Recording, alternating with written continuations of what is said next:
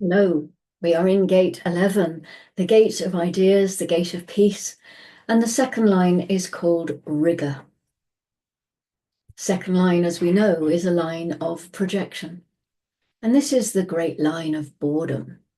Boredom is inherent in the idea process. And this line is a great line of boredom due to the fact that it is extremely difficult to get anybody to pay attention to your ideas.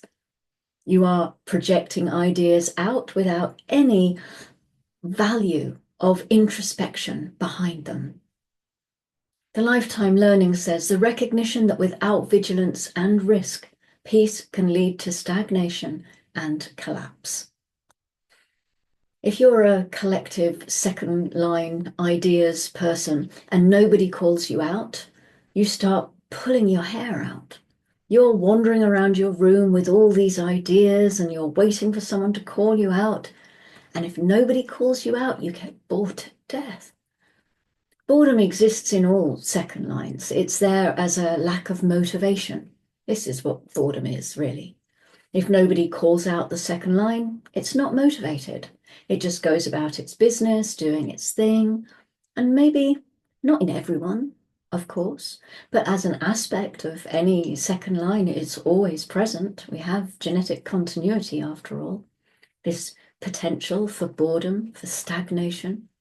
And then when you're in that place, you're not too discerning about who you allow to have access to you in calling you out.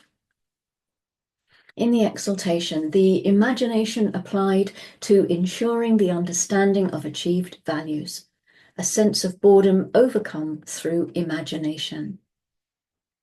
It is very important for the 11 line 2 to recognize that their ideas are much better kept within themselves, at least until they are invited out, because then they can lead to a fruit that is very creative. Now, this is a very creative line. It has an enormous potential in terms of creativity. These are the bored artists. They're even bored with their own art at times because it depends on who in their life is going to recognize it with them. When they have a nice idea, the moment they try to project that out to others, others are bored. Oh, that's not my idea. Don't bore me with that.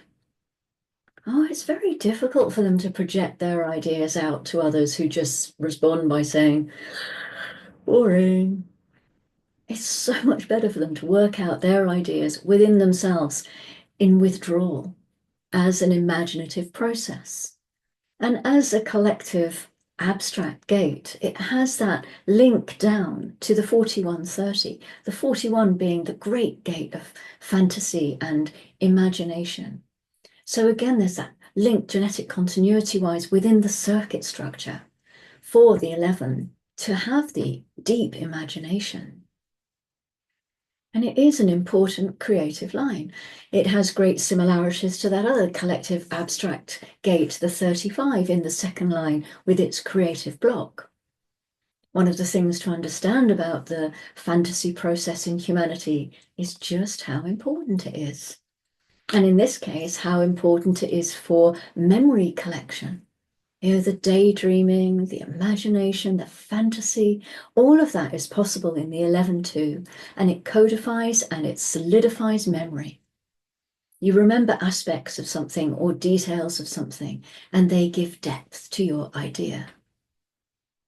In the detriment, we have the resorting to factionalism to satisfy ego's need for action, provoking with ideas to escape boredom. So somebody keeps knocking at your door and you just keep blowing them off by giving them something to do. Now, the mind has no inner authority. What to do? Ideas have no internal value. The only value that ideas have is if you put them out into the world, because you may be rewarded for them, because they become your outer authority for others. And this is a deeply collective process. Definition, type, and authority. Yeah, remember the lessons of authority. The mind is never, ever, ever an inner authority. It only has outer authority. It's like sitting with a group of friends, and you're bringing out exactly the idea that will cause them to end up in a big argument with each other, while you sit back after throwing out the idea, and instead of them being bored, you have to watch them all getting cranked up and stimulated by what you've said. But you end up being bored as you're watching them. The 11-2 can get absorbed to the point that it assumes its ideas have inner authority.